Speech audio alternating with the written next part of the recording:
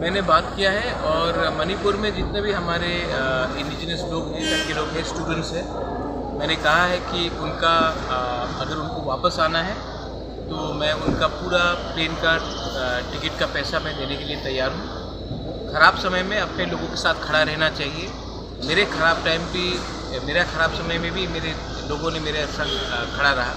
तो आज अगर उनके लिए वहाँ में मणिपुर में जो सिचुएशन है अच्छा नहीं है तो मैं उनके लिए आने के लिए पूरा प्लेन का बंदोबस्त करने की कोशिश करूँगा है 100%। और रहा बात वायलेंस का, वायलेंस से कभी भी कोई सोल्यूशन नहीं निकलता है।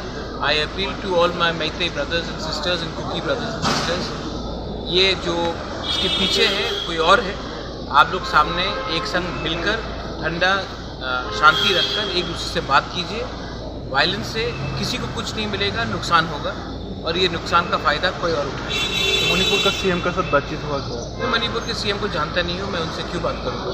लेकिन मणिपुर में बहुत लीडर्स हैं जो नॉन पॉलिटिकल भी है, मैते कम्युनिटी से भी है और कुकी कम्युनिटी से भी है। मैंने सबसे बात किया है और अगर वो चाहते हैं कि मैं इसमें कुछ करूँ तो मैं I am more than happy to intervene. लेकिन इम्पोर्टेंट बात यह है कि शांति रहना चाहिए। किसी का घर, किसी का चर्च, किसी का मंदिर को नहीं जलाना चाहिए। इससे किसी को कुछ नहीं मिलेगा और सोसाइटी डिवाइड होगी। अभी त्रिपुरा का बाहर का सिचुएशन क्या है? आप देखिए 8 तारीख को क्या होने वाला है।